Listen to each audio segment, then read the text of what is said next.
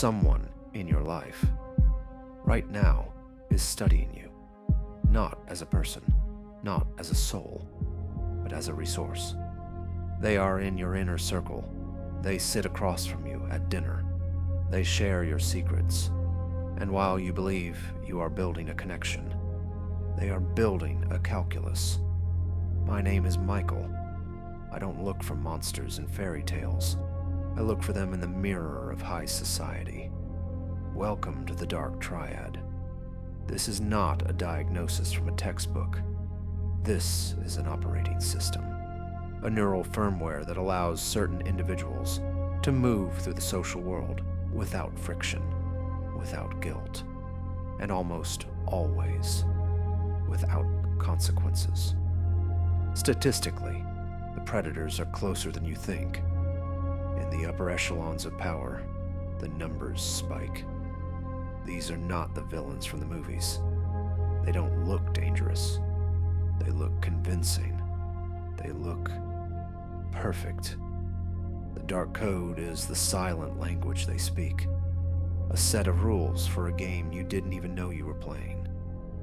Today, I'm going to dissect the 3 pillars of human predation, not to scare you, but to arm you. Because in the predator-prey dynamic, the only variable you control is your awareness. Let us begin. The narcissist. Forget the cliché of the person in love with their reflection. That is a myth for the amateur. A true narcissist is not in love with themselves. They are hungry, chronically, insatiably. They require what we call narcissistic supply. Your admiration, your attention, your fear.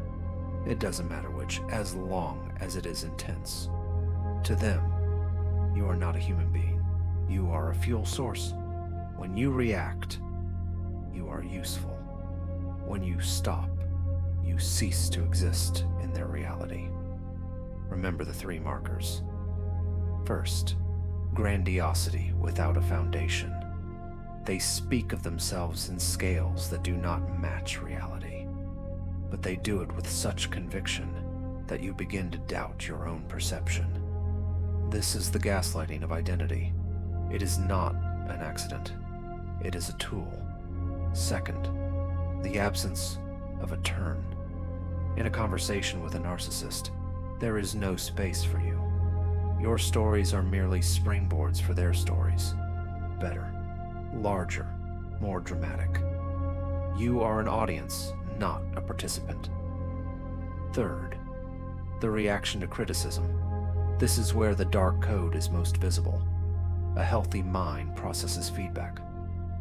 A narcissist destroys the source through cold shunning, public character assassination, or a flash of narcissistic rage that feels wildly out of proportion. The master of this type knows one thing better than anyone else: how to make you feel privileged just to be in their orbit. It is a beautiful illusion, and it works perfectly until you see the gears turning. Now, you see them. If the narcissist wants your worship, the Machiavellian wants your position. They don't need your love. They need your assets, your loyalty, and your silence. You are a piece on a board they have been studying for months. The Machiavellian is an architect of options. They build a reality around you so carefully that you think you are choosing your own path. In reality, every exit has been closed except the one they want you to take. Their morality is simple. Ethics are a luxury for the weak. The end justifies the means. Always. Look for the signals. First, strategic empathy. They understand exactly how you feel. Not because they care, but because your emotions are data. They map your fears and your desires with surgical precision. You think you are being understood. In reality, you are being indexed. Second, the long game. They do not react impulsively. They wait They invest in relationships that will only become useful a year from now. While others seek immediate revenge, the Machiavellian adjusts the plan. Their politeness is their greatest camouflage. Third, selective honesty. They tell the truth when it serves the lie. By being vulnerable or honest at a strategic moment, they create an illusion of trust. You open up. You become vulnerable. And that is exactly what they were waiting for. If someone in your life feels too calibrated, their timing, their words, their gestures, stop. Spontaneity is a sign of authenticity. Its absence is a sign that you are on the board. And now, we look into the abyss. The narcissist wants your heart. The Machiavellian wants your hands. But the psychopath? They don't want anything from you personally. You are a variable, an obstacle or an instrument, depending on the day. Clinical data shows that primary psychopathy is linked to structural differences in the amygdala, the part of the brain responsible for fear and social bonding. This isn't a choice, it's a different firmware.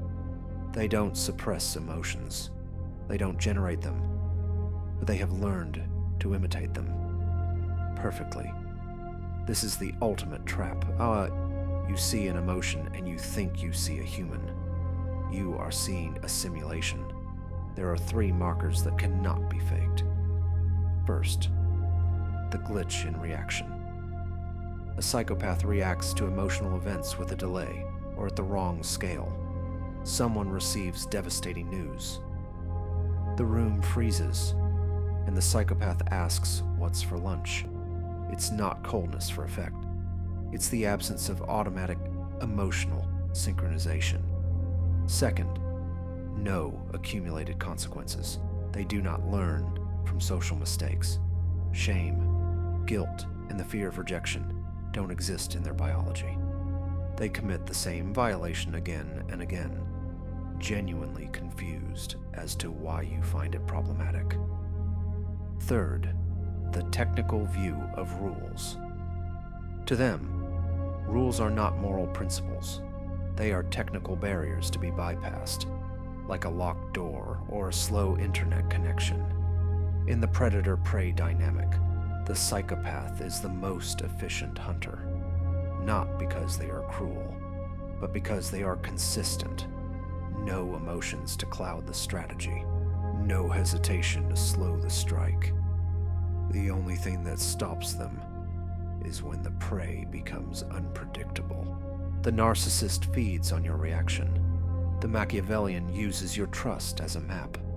The psychopath moves through you without feeling the friction. They are different, yet they share a single requirement.